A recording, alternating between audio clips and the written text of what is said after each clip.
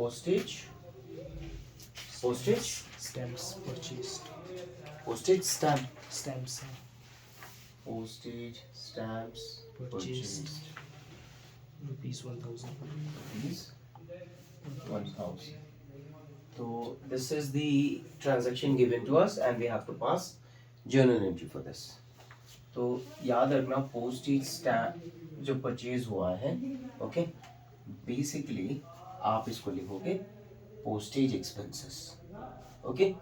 In case अगर नहीं समझ रहा है, एग्जाम में कुछ नहीं समझ आया, तो जो दिया है वही लिख दो, पोस्टेज स्टैम्प से लिख दो, नॉट एन इशू। जब हमने मशीन खरीदा तो मशीन अकाउंट लिख रहे थे, तो पोस्टेज स्टैम्प से तो पोस्टेज स्टैम्प अकाउंट लिख दो। वैसे तो ये जाता है पोस्टेज एक्सपेंसेस में, ओके। अब फ्री में आएगा नहीं कुछ भी, ये जो अमाउंट दिया है ये टेलिंग यू क्या आपने इसके लिए कैश यूज किया है, क्या यूज किया है, कैश यूज किया है, फ्री में नहीं आएगा कुछ, okay. Now postage stamp is a nominal account, क्या है ये, नॉमिनल अकाउंट। मेरे को कैसे पता है ये नॉमिनल अकाउंट है, क्योंकि ये रेगुलरली हो रहा है और बिजनेस में ये एक एक्सपेंस है, तो ये नॉमिनल अकाउंट में जाएगा, ठीक है। अब आप बोले सर याद है इसको छू सकते हैं, देख सकते हैं, टच कर सकते हैं, तो ये तो रियल अकाउंट होगा, नहीं। आपको ये एक एसेट की तरह नहीं देखना इसको, आपको इसको देखना है एज एन एक्सपेंस।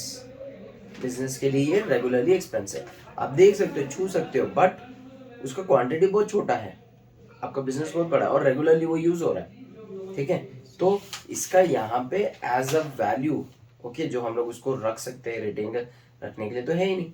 जैसे पेन हो गया, ठीक है, ये हमारा एक एसेट नहीं है, ये हमारा नॉमिनल एक्सपेंस है, ये रेगुलर एक्सपेंस है, रेवेन्यू टाइप एक्सपेंस है जो रेगुलरली होगा, तो इसको नॉमिनल अकाउंट लेना है। ये समझ आ गया पक्का? तो ये याद रखना, यहाँ पर ये हो गया नॉमिनल अकाउंट, कंफ्यूज नहीं होना, ठीक है। नाउ नॉमिनल अकाउंट के अंदर ये क्या है, रेवेन्यू है, एक्सपेंस है, खर्चा है, प्रॉफिट है, लॉस है, क्या है, तो ये एक रेगुलर एक्सपेंस है। तो all the expenses under nominal accounts are debited, clear. Now under cash account ये तो बताने की जरूरत नहीं, we have real account. Cash को हम लोग देख सकते हैं, छू सकते हैं, and it is like an asset, ठीक है। इसको रिटेन भी कर सकते हैं, आप स्टैम्प्स को रिटेन नहीं करोगे, कभी ऐसा हुआ हमारा बिजनेस है लेके हम लोग रिटेन करें, नहीं, कैश को हम लोग रिटेन कर सकते हैं, ठीक है, और कहीं और यूज करके और जनरेट कर सकते हैं। स्टैम्प्स को यूज करके आप और स्टैम्प्स नहीं जनरेट कर सकते, समझा है, या और कैश नहीं जनरेट कर सकते। ये हमारा एक नॉर्मल एक्सपेंस है, हाँ सेल्स में हेल्प करता है ये, ठीक है, ऑर्डर्स प्लेस करने के लिए हेल्प करता है। याद है, क्लियर है? ओके, ये एक रियल अकाउंट है और चेक करना है ट्रांजैक्शन के हिसाब से अंदर आ रहा है या बाहर जा रहा है, ठीक है। So it goes out, cash is going out of the business, so what goes out under real account is always credited. ये समझ आ गया? तो जर्नल एंट्री क्या होगा हमारा, पोस्टेज स्टैम्प्स या फिर expenses account debited to cash account, ठीक है। अमाउंट है 1000, so it will be 1000 dash 1000, ठीक है। Narration will be being postage stamps purchased for rupees 1000, ठीक है, done. Thank you. In case any question is there, write down in the comment box. Alright, next one, number 2, which students got confused, is borrowed from Haryana Finance Company. तो ये समझो, situation समझने की कोशिश करो। आप एक बिजनेसमैन हो, आपका एक बिजनेस है, ठीक है, ओके।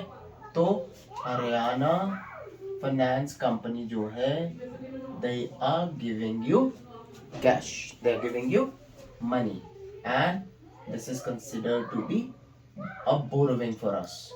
बोरोविंग मतलब लोन, ये समझ आ गया? ओके, तो क्या आया है यहाँ पे, कैश आया, क्या है यहाँ पे, कैश आया। तो इसमें मैंने बोला डुअल इफेक्ट, अब इसमें डुअल इफेक्ट देखना पड़ेगा, समझना पड़ेगा। तो क्या हो रहा है, आपके बिजनेस के लिए एक तरफ आपका कैश इंक्रीज हो रहा है, एक तरफ कैश इंक्रीज हो गया और दूसरी तरफ आपका लायबिलिटी बढ़ गया, ठीक है, जिसको हम लोग बोलेंगे यहाँ पे क्रेडिटर्स। तो यहाँ पे ये हरियाणा फाइनेंस कंपनी क्या है हमारे लिए, क्रेडिटर्स। ये समझा, उन्होंने हमें लोन दिया है और हमें क्या मिला है, कैश।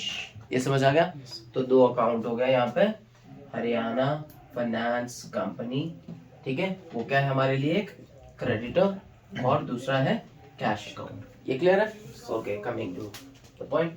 सो बोरोविंग, कोई भी बोरोविंग होगा वो लोन होगा, ठीक है. तो किससे लोन लिया है? Haryana finance company. तो इसका अकाउंट बनाना पड़ेगा हमें, क्योंकि हमें इन्हें वापस रीपे करना है. We need to repay to Haryana finance company. Okay, nothing comes for free. If somebody has given you something, you have to repay. And they are a creditor to you. They are a creditor. क्योंकि आपने एक loan लिया है. ये समझ आया? Okay. Yes. अब creditors यहाँ पे या हरियाणा फाइनेंस कंपनी लिमिटेड एक इंसान का नाम है, हरियाणा एक जगह का नाम है. ये आर्टिफिशियल पर्सन हो गया. Haryana finance company, it is an artificial person. क्या है ये?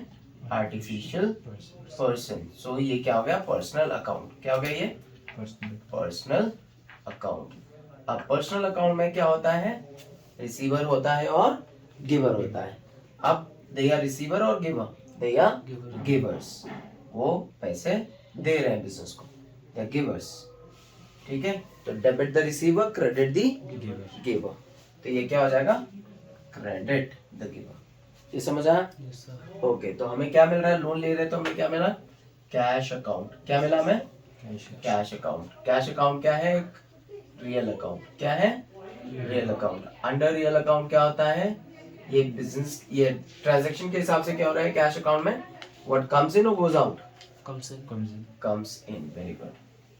सो कम्स इनटू द बिजनेस. ठीक है, समझ आया? So what comes in is debited. Clear है ये? Yes, sir. Now, what is the journal entry?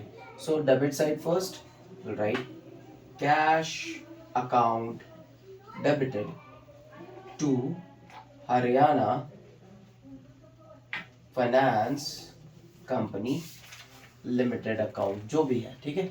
अगर लिमिटेड वर्ड नहीं दिया तो लीव इट, कोई बात नहीं, जरूरत नहीं, ठीक है.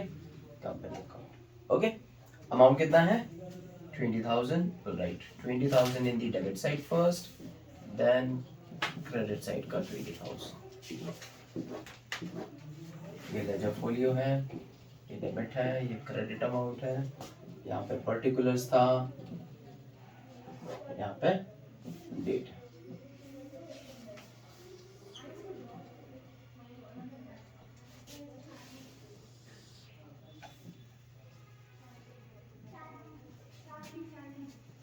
ठीक है. We don't have date, so this is the segment.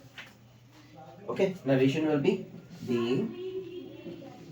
borrowed from, जो exactly दिया है, पहले तो borrowed from Haryana finance company limited rupees 20,000. We're done with that. Next बताना क्या?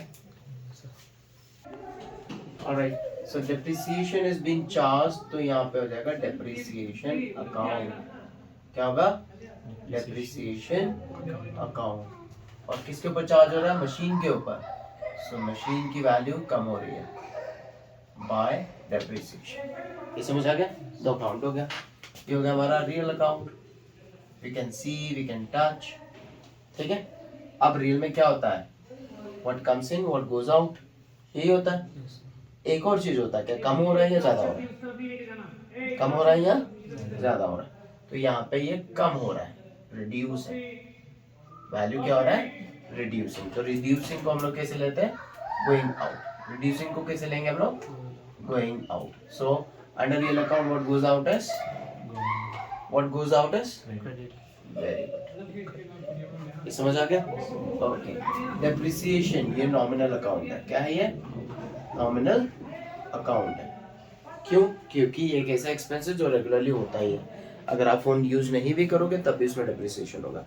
बाइक खरीदा है, बाइक रोड पे लगाया है या कहीं पे भी पार्किंग में लगा है, यूज नहीं कर रहे हो, तब भी उसमें वेयर टेयर आएगा, उसकी वैल्यू रिड्यूस होगी. मतलब ये रेगुलर बेसिस पे होना ही है. तो कोई भी एक्सपेंस जो रेगुलरली होता है, okay, that will be considered to be revenue expense. और ये हमेशा नॉमिनल अकाउंट में आता है. ये हमेशा नॉमिनल अकाउंट में आएगा. ये ठीक है ना? तो एक पर्सन है ना ही ये कोई चीज है, एक तरह का एक्सपेंस है. ठीक है. तो नॉमिनल अकाउंट आएगा. तो नॉमिनल अकाउंट में कोई भी एक्सपेंस हमेशा डेबिट होगा. ये क्लियर है? सो एंट्री क्या हो जाएगा यहाँ पे? Depreciation account will be debited to machine account. Machine account. Amount है 1500. 1500. याद है, क्लियर है? नरेशन तो बताने की जरूरत नहीं ना. So narration will be from the question. Being depreciation charged on machinery rupees 1500. Being depreciation charged on machinery rupees 1500. That will be your narration. Thank you. Okay. तो यहाँ पे गुड्स रिटर्न हो रहा है. याद है जब हमने गुड्स परचेज किया तो क्या अकाउंट लिखा था? Purchases account. यहाँ पे फिर से परचेजेस अकाउंट आएगा. गुड्स जब हम लोग परचेज करते हैं तो परचेजेस अकाउंट आएगा. तो यहाँ पे परचेजेस अकाउंट रिप्रेजेंट किसको करता है? गुड्स को. किसको रिप्रेजेंट करता है? जब हमने मशीन परचेज किया था तो मशीन अकाउंट लिखा था. समझ आया? अब जब गुड्स परचेज किया था हमने तो क्या लिखा? Purchases account. मतलब वो गुड्स को रिप्रेजेंट कर रहा. तो यहाँ पे गुड्स को रिप्रेजेंट करने के लिए क्या अकाउंट होता है? Purchases account. ये ठीक है? क्लियर? ओके. आप रिटर्न कर रहे हो विवेक को तो this will be represented by Vivek account. ये क्लियर है? आप शॉर्टकट समझो इसको कैसे सॉल्व करना है.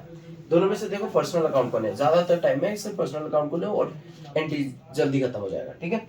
Now out of these two personal account is this one, Vivek. Personal account. ये ठीक है? ओके. और पर्सनल अकाउंट में क्या आता है? रिसीवर और गिवर. तो यहाँ पे विवेक को वापस करे तो विवेक क्या हुआ? रिसीवर हुआ या गिवर हुआ? हाँ. So he is a receiver. He is a receiver. तो रिसीवर्स क्या होता है हमेशा? रिसीवर हमेशा क्या होता है? Debit the receiver, credit the giver. बस ऑटोमेटिकली समझ आ गया कि ये क्रेडिट हो रहा है. देखने की जरूरत ही नहीं, टाइम वेस्ट करने की जरूरत ही नहीं है. Okay. So we got a entry. Vivek account हो जाएगा डेबिट. विवेक का अकाउंट जो है that will be debited. Clear? And credit side we will have two purchases account. Two purchases account. Okay. And amount is 750. 750. यहाँ तक clear है? Okay. Narration will be what you have in the question. Just start the word being. So exactly you can copy from here and paste here, but don't forget to start with the word being. Okay, so we got the general entry for returns, goods return to Vivek. Okay, thank you.